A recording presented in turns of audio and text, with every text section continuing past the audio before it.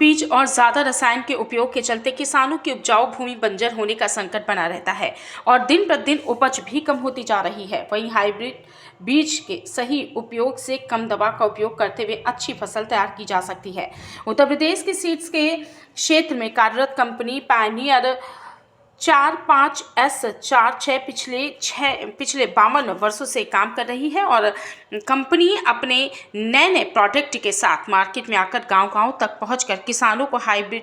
बीज के सही उपयोग करते हुए अच्छी फसल पाने के लिए प्रेरित कर रही है। वहीं कंपनी की टीम मेंबर किसानों के बीच जाकर सही तरीके से बीज का उपयोग करना, फसल में होने वाली बीमारी और अच्छी उपज पाने के लिए समय समय पर दवा का छिड़काव, फसल को कब और कितनी नमी में बोना चाहिए, कौन सी मिट्टी में फसल की सबसे अच्छी पैदावार हो सकती है, वहीं किसानों को इस दौरान ये समझाया गया। जो कि महिलाओं का भी कृषि के क्षेत्र में बराबर का योगदान रहता है, इसलिए कंपनी की टीम मेंबर द्वारा महिला दिवस पर महिलाओं को सम्मानित किया गया। कंपनी टीम मेंबर द्वारा रंगोली प्रतियोगिता और मेहंदी प्रतियोगिता आयोजित की गई। वहीं प्रतिभागियों को टीम के द्वारा गिफ्ट देकर सम्मानित किया गया।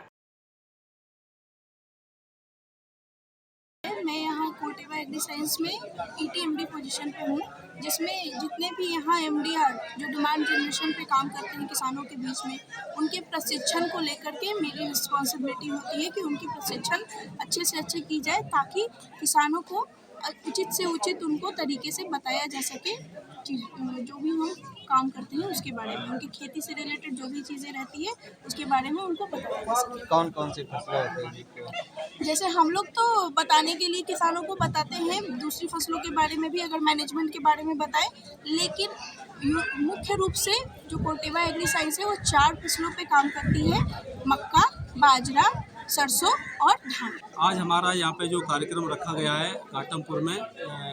जो हमारा यहाँ पे उद्देश्य है वो है किसान भाइयों को जो 2-3 सालों से सरसों की खेती कर रहे हैं तो उनको वो पैदावार नहीं मिल पा रही है, क्योंकि जो तना गलन बीमारी है वो कहीं ना कहीं किसानों की पैदावार को कम कर रही है। तो हमने क्या किया है इस साल, हमारी कंपनी ने क्या किया इस साल, कोटेवा एग्री साइंस ने, तो हम लोगों ने जो CM एक्टिविटी इस बार ड्राइव करवाया है, जो क्रॉप मैनेजमेंट एक्टिविटी है, उसके तहत हमने किसान भाइयों को 1 एकड़ में 1 किलो पायनियर हाइब्रिड 45 से 46 सीड को हमने रिकमेंड किया किसानों को और उनको बताया कि आपको सही मात्रा में फर्टिलाइजर डालना है और जो सल्फ़र है 10 किलो पर एकड़ के हिसाब से बेंटोनाइट सल्फ़र अपने को डालना है बुआई के समय, और जब पहली सिंचाई हो 25 से 30 दिन में तब अपने को 2 से 3 किलो अपने को बेंटोनाइट जो सल्फ़र है वो अपने को डालना है। फिर उसके बाद में अपने को पहला जो